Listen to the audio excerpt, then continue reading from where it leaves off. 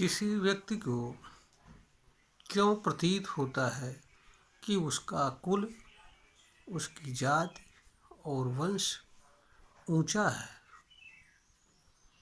इसको समझने के लिए व्यक्ति को यह समझना पड़ेगा कि विचारधाराएं मनुष्य के भीतर क्यों बनती हैं और किसी चीज़ का बोध मनुष्य को क्यों होता है। यहाँ पर यह समझना होगा हर मनुष्य को कि मनुष्य को उन्हीं चीज़ का बोध होता है जिन चीज़ों से मनुष्य जुड़ता है। मनुष्य को किसी ऐसी चीज़ से बोध नहीं होता है जिससे वह नहीं जुड़ता है। मनुष्य को किसी चीज़ का बोध सीधे इंद्रियों के माध्यम से या किसी अन्य चीज़ के माध्यम से भी बोध होता है। बोध होने वाली चीज़ सही है या गलत है यह अलग बात है। जैसे अनंत में जो चीज़ें हैं एक नियंत्रित अवस्था में कार्य कर रही हैं, इसलिए हर किसी को यह प्रतीत होता है कि अनंत में कोई नियंत्रण करने वाली शक्ति है। वास्तव में शक्ति है या नहीं है यह अलग विषय है और यह विषय इस वीडियो का विषय नहीं है। दूसरी बात यह है कि मनुष्य के भीतर जो विचारधाराएं बनती हैं, किसी भी कारण से बनती हैं, वह विचारधाराएं भाव के रूप में अनुभूत कराती है और मनुष्य को भाव के रूप में उन चीज़ों का बोध होता है। मनुष्य के जन्म से पूर्व ही अलग अलग वंश, कुल एवं जातियों के संबंध में अलग अलग तरह की विचारधाराएं विद्यमान हैं, धारणाएं विद्यमान हैं। इस तरह की व्यवस्थाएं भी किसी न किसी रूप में विद्यमान हैं। मनुष्य इन चीज़ों से किसी न किसी माध्यम से, चाहे माँ बाप के माध्यम से या पुस्तकों में लिखी गई बताई गई बातों के माध्यम से जुड़ता है। इसलिए इस तरह के विचार मनुष्य के भीतर बनते हैं और उनकी अनुभूति मनुष्य को होती है। इसमें किसी मनुष्य का कोई दोष नहीं होता है, क्योंकि मनुष्य जिन चीज़ों से जुड़ता है उन चीज़ों की अनुभूति होती है। इसे हम वर्तमान के संवैधानिक व्यवस्था से भी देख सकते हैं। हमारा संविधान जो है आर्टिकल अनुच्छेद 14 विधि के समक्ष समता एवं समान संरक्षण की बात करता है। दूसरी तरफ वहीं पर आर्टिकल 16 समता के अवसर की बात करता है, परंतु उसके आगे उसी अनुच्छेद में आरक्षण जैसी चीज़ की भी व्यवस्था है जो समानता के सिद्धांत का विरोधी है। इसी कारण से अलग अलग लोग संविधान को अलग अलग रूप में समझते हैं। किसी को आरक्षण अच्छा लगता है, किसी को खिलाफ आरक्षण लगता है, इसलिए इस बिंदु पर लोग अलग अलग तरह की व्यवस्था बातें करते हैं।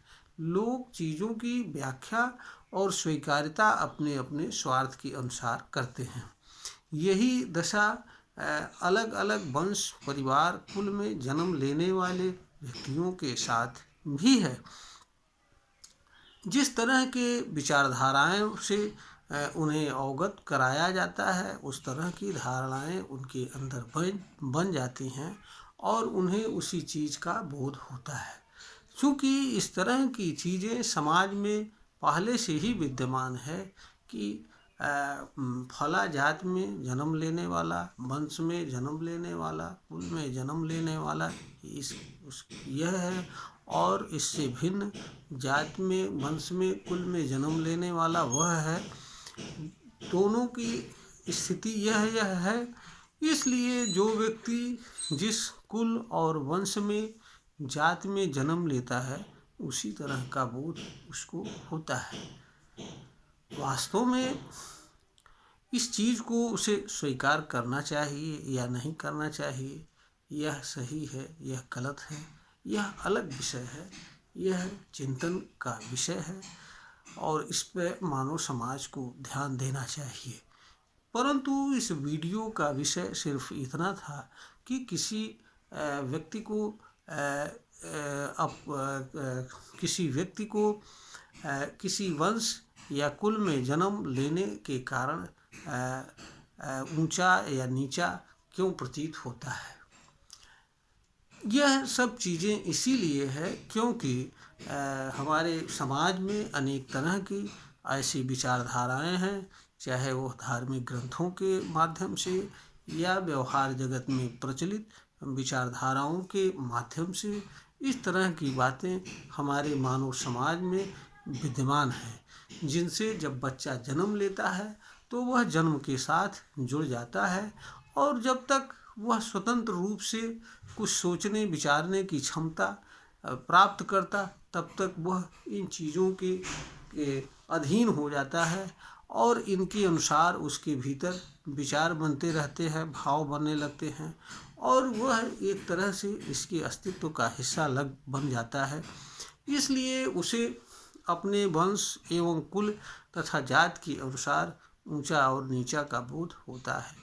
जो लोग बताए गए नियम व्यवस्था विचार के अनुसार उच्च कुल में जन्म लेते हैं, वंश में जन्म लेते हैं, जात में जन्म लेते हैं, उन्हें यह प्रतीत होता है कि उनका वंश ऊंचा है, उनका कुल ऊंचा है, उनकी जाति ऊंची है और उन्हें समाज में अलग तरह का स्थिति प्राप्त है, ऐसा उन्हें जन्म से प्राप्त है और यह चीज़ उन्हें व्यवहार जगत में मिलना चाहिए। इस तरह की अपेक्षा वह करते हैं और दूसरों को वह अपने बराबर कभी भी नहीं समझ पाते हैं, भले ही ऊपर से दिखावा कुछ करें परंतु अंदर से तो उनके अंदर इस तरह का विचार और भाव भरा ही रहता है। यह अलग बात है कि व्यवहार जगत में जो चीज़ें संभव नहीं हो पाती हैं प्रदर्शन करना, उनको लोग प्रदर्शित नहीं करते हैं, वहाँ पर दोहरे चरित्र का प्रयोग करते हैं, ऊपर से कहते हैं सब बराबर है, लेकिन समय और अवसर पर यह बताते अवश्य हैं कि हम ऊंचे हैं, हमारा कुल ऊंचा है, हमारा खानदान ऊंचा है। तो यह इसमें किसी बाहरी शक्ति का कोई दोष नहीं होता है और इसके लिए कोई अन्य चीज़ भी उत्तरदायी नहीं होती है। इस तरह की चीज़ें विद्यमान हैं, इसलिए इस तरह का बोध मनुष्य को होता है। वास्तव में यह अच्छाई है या बुराई है, या अच्छा है या बुरा है, सही या गलत है, यह अलग विषय है। यह चीज़ इस वीडियो का विषय नहीं है, इसलिए यहाँ पर हम इसकी चर्चा नहीं करेंगे। यह वीडियो ज्ञानवर्धन हेतु बनाई गई है। अगर श्रोता को ज्ञानवर्धन के योग्य प्रतीत होता है तो इसे लाइक करें, शेयर करें और सब्सक्राइब करें।